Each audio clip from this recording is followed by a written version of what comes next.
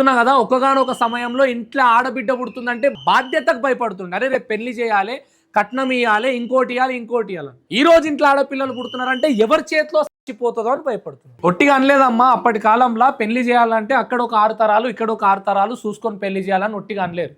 ఈరోజు ప్రేమలు అంటున్నారు, ప్రేమ పెళ్లిలు అంటున్నారు, 2 సంవత్సరాలకి ఇంట్లోకి లేచిపోతున్నారు. తీరా చూస్తే మరి జీవితాలు చక్కబడుతున్నాయంటే 100 మంది ఆడపిల్లలు ఇంటి కడప దాటితే 10 మంది మాత్రమే మంచుకుంటున్నారు. 90 మంది జీవితాలు, ఆడపిల్లల జీవితాలు చేతులారా నాశనం చేసుకుంటున్నారు ప్రేమ అనే పేరుతోటి.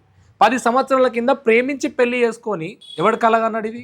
ఇంత దారుణంగా పెట్రోల్ పోసి తగలబెట్టే గాయాలైనవి, పాప తప్పించుకొని పోయింది, ఆమె అక్కడ పోయింది, ఇక్కడ పోయింది అని కొన్ని తప్పుడు రాతలు రాస్తున్నాయి మీడియాలు. ఇది కరెక్ట్ కాదు.